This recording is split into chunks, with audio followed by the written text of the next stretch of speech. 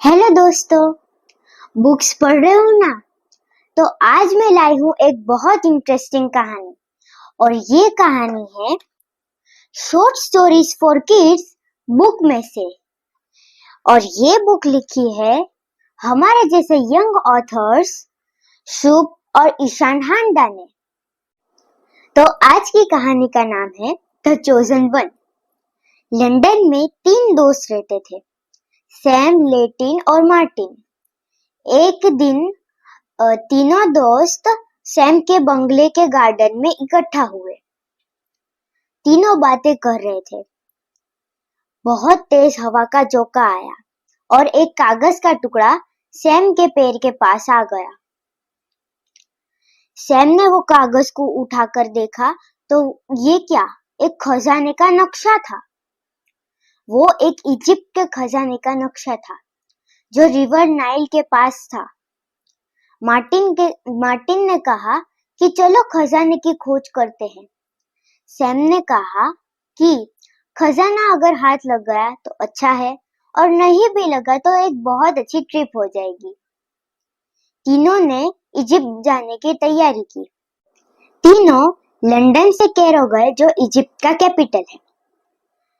वह कैरो से नाइल नदी के किनारे पहुंचे।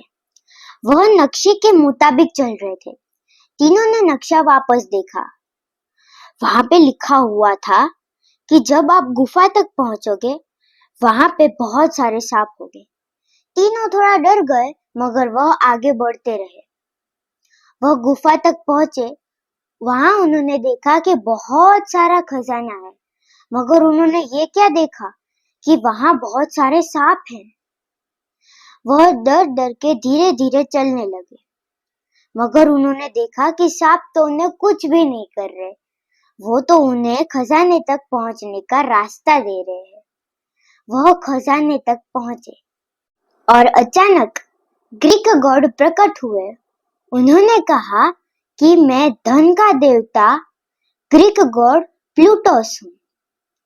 मैं तुम तीनों को धन के साथ 3 वरदान भी दूंगा। तभी तुरंत सैम ने कहा कि मुझे लंदन ब्रिज के पास एक बहुत ही बड़ा डायमंड का स्टैचू चाहिए। जब लोग लंदन ब्रिज देखने आएंगे तभी वो मेरी मूर्ति भी देखेंगे।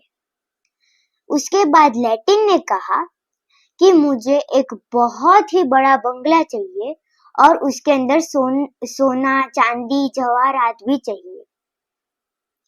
फिर बारी आई मार्टिन की। मार्टिन ने कहा कि मेरे पास बहुत धन है, पर मुझे इतना धन दीजिए कि मैं गरीबों के लिए स्कूल, हॉस्पिटल खोल सकूं और गरीबों की मदद कर सकूं। प्लूटोस खुश हुए। उन्होंने कहा कि मैं बहुत सालों से तुम्हारे जैसे काबिल व्यक्ति का इंतजार कर रहा था। तुम्हारे इन 2 दोस्तों के जैसे यहाँ बहुत लोग आए थे जो अमीर थे भी और नहीं भी थे, मगर वो बहुत लालची थे। उन्होंने अपने के बारे में ही सोचा।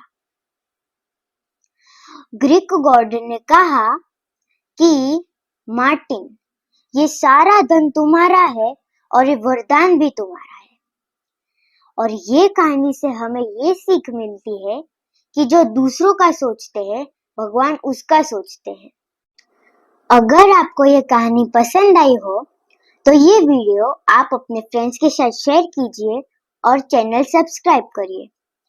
अगर आपको और भी मजेदार कहानियां पढ़नी हो तो आप short stories for kids book में से पढ़ सकते हैं।